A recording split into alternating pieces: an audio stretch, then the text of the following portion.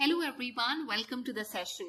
आज हम डिस्कस करने जा रहे हैं सीबीएसई ग्रेड 11th की पॉलिटिकल साइंस की बुक पॉलिटिकल थ्योरी और उसका 8th लेसन सेक्युलरिज्म की समरी। तो सबसे पहले हम समझते हैं व्हाट इज सेक्युलरिज्म। देखिए, रिलीजन जब एक दूसरे के साथ आपस में लड़ते हैं, सेक्युलरिज्म इसके अगेंस्ट बोलता है। एक रिलीजन के अंदर ही जब छोटे छोटे जो सेक्शंस हैं वो आपस में लड़ते हैं, सेक्युलरिज्म उनमें भी इक्वालिटी लाने की कोशिश करता है। कुछ लोगों को ये लगता है कि जो रिलीजन है वो सिर्फ ओपियम ऑफ मासेस है और एक दिन जब सब लोगों की जरूरतें पूरी हो जाएंगी, सब खुश हो जाएंगे अपनी लाइफ के अंदर, तो जो रिलीजन है वो डिसअपियर हो जाएगा। लेकिन ये बहुत अनलाइकली है कि कभी भी ह्यूमन बींग्स जो हैं वो फुली सेटिस्फाइड हो पाएंगे, पूरा कंट्रोल रख पाएंगे। दुख दर्द तो लाइफ में आते ही रहेंगे। जो आर्ट है, जो फिलॉसफी है, जो रिलीजन है, वो ऐसे दुख दर्द से हम लोगों को सफरिंग से आजादी दिलाता है और सेकुलरिज्म इस कंसेप्ट को मानता है। वो एंटी रिलीजियस नहीं है कि लड़ाई ना हो, डोमिनेशन ना हो, वो इसलिए बोलता है। तो जो रिलीजन है उसके डीप रूटेड प्रॉब्लम्स होती हैं और ये सबको ही पता है। जैसे कि आज की डेट में हम कोई ऐसा रिलीजन का नाम नहीं दे सकते जहां पे मेल और फीमेल को बराबर रखा गया है। रिलीजियस डोमिनेशन जो है वो सिर्फ और सिर्फ इंटर रिलीजियस डोमिनेशन नहीं है, बल्कि इंट्रा रिलीजियस डोमिनेशन भी देखने को मिली है। मतलब रिलीजन के अंदर भी प्रॉब्लम्स देखने को मिली है। तो सेक्युलरिज्म की जो नॉर्मल डॉक्ट्रिन है वो ये बोलता है कि सोसाइटी जो है वो सेक्युलर होनी चाहिए। कहने का मतलब ना तो उसके अंदर इंटर रिलीजियस प्रॉब्लम्स होनी चाहिए, डोमिनेशन होनी चाहिए, और ना ही इंट्रा रिलीजियस डोमिनेशन और प्रॉब्लम होनी चाहिए। वो प्रमोट करता है सेक्युलरिज्म का आइडिया जो है freedom with in the religion, equality between all, और साथ के साथ ना केवल वो इक्वालिटी रिलीजन के अंदर होगी बल्कि एमंग ऑल द रिलीजन, सारे रिलीजन्स के अंदर होगी। अब हम बात करते हैं सेकुलर स्टेट की, कि ये सब जो अचीव करना है कि सब बराबर हो, कल्चर्स कम्युनिटीज को बराबर तरीके से ट्रीट किया जाए, ये किस तरीके की जो स्टेट है ये अचीव कर सकती है। तो जो स्टेट है अगर उसको डायरेक्टली प्रीस्ट चला रहे हैं उसको हम बोलते हैं थियोक्रेटिक स्टेट। तो जो थियोक्रेटिक स्टेट्स हैं वो हमें देखने को मिल जाती थी पेपल स्टेट्स जो यूरोप के अंदर थी मिडीवियल टाइम में। आज की डेट में तालिबान कंट्रोल्ड स्टेट है जहां पे सेपरेशन नहीं है रिलीजियस और पॉलिटिकल इंस्टीट्यूशंस के बीच में। वो जानी जाती है अपने हायरार्की के लिए कि हम सबसे ऊपर हैं, ऑपरेशन के लिए, और दूसरों को अलाउड नहीं है कि वो अपना रिलीजन जो है वो फॉलो कर सके। दूसरे ग्रुप्स जो रिलीजियस हैं वो वहां एग्जिस्ट नहीं कर सकते। वैसे ही कुछ स्टेट्स जो है वो नॉन थियोक्रेटिक स्टेट्स होती हैं, लेकिन कहीं ना कहीं उनका कुछ अलायंस होता है, लेना देना होता है एक पर्टिकुलर रिलीजन के साथ। जैसे पाकिस्तान की बात की जाए, उसका एक ऑफिशियल स्टेट रिलीजन है सुन्नी इस्लाम।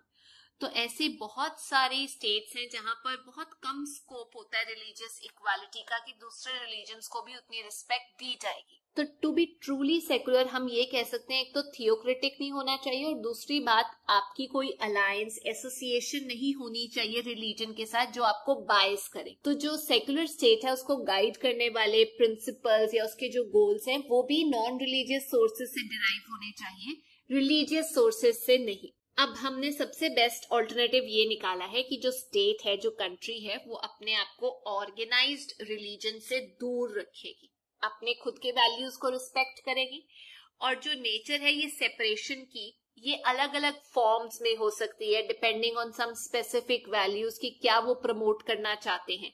जैसे दो कॉन्सेप्ट देती हूँ। एक कॉन्सेप्ट जो अमेरिका में फॉलो किया जाता है जिसे हम वेस्टर्न कंसेप्शन बोलते हैं, जिसमें जो स्टेट है और जो रिलीजन है वो एक दूसरे में इंटरफेयर नहीं करती, और दूसरा जो कॉन्सेप्ट है वो है इंडियन स्टेट का। तो चलिए एक बार डिस्कशन स्टार्ट करते हैं वेस्टर्न मॉडल ऑफ सेकुलरिज्म के साथ। ये ना तो थियोक्रेटिक है ना ही ये एस्टैब्लिश रिलीजन के द्वारा स्टेट चलाई जाती है। अमेरिकन मॉडल के अंदर रिलीजन और स्टेट म्यूचुअली एक्सक्लूसिव है। स्टेट रिलीजन में नहीं इंटरफेयर करेगा और जो रिलीजन है वो स्टेट के अफेयर्स में नहीं इंटरफेयर करेगी।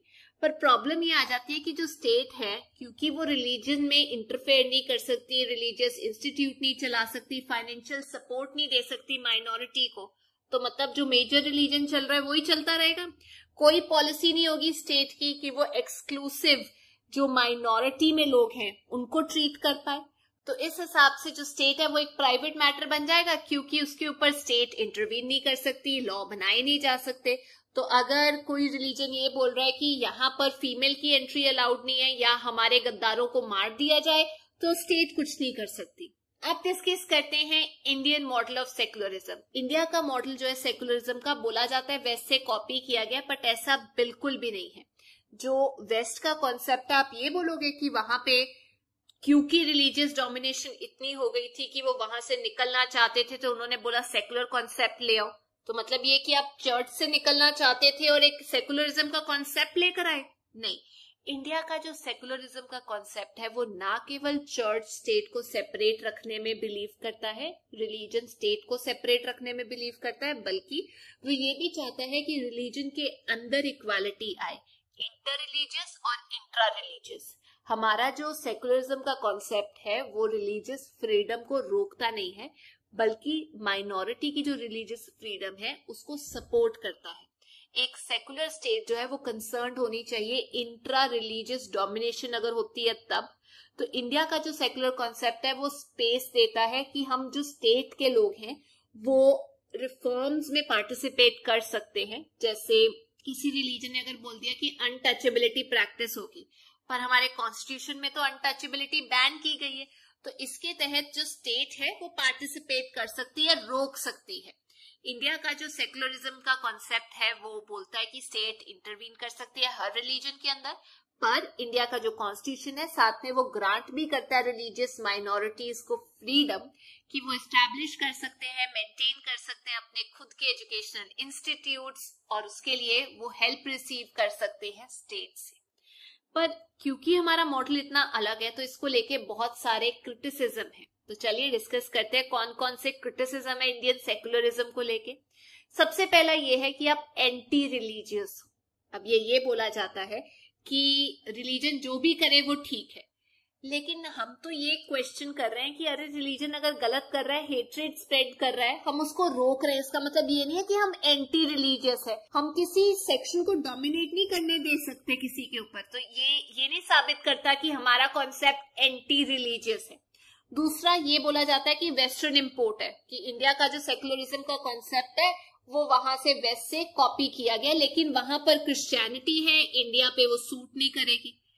अरे यार, हमने तो यहाँ पर प्रमोट करने की कोशिश की है पीस कम्युनिटीज के बीच में, और हमारा जो कॉन्सेप्ट है उसमें बहुत सारे वेरिएंट्स हैं, चेंजेस हैं जो हमने वेस्ट से लिया है, वो वैसा का वैसा नहीं है। ऐसे तो आप ये बोलोगे कि हमने पार्लियामेंट्री सिस्टम लिया या बाकी लोगों ने हमसे जीरो लिया है तो वो वहां पे नहीं चलेगा, ऐसा नहीं है। यहाँ पर इंडिया में जब स्टेट चाहे, अगर उसको लग रहा है रिलीजन कुछ गलत कर रहा है तो वो इंटरवीन कर सकते हैं। एक और क्रिटिसिज्म है कि आपका जो सेक्युलरिज्म का मॉडल है वो माइनॉरिटी बेस्ड है, मतलब वो माइनॉरिटी को भी ध्यान देता है, गलत कर रहे हो। कॉन्स्टिट्यूशन ये बोलता है कि माइनॉरिटी का जो राइट है उसे प्रोटेक्ट करना चाहिए, और हम एग्जैक्टली वही कर रहे हैं। माइनॉरिटी का जो राइट्स हैं वो जस्टिफाइड है, और उनके राइट्स को प्रोटेक्ट करना हमारी जिम्मेदारी है।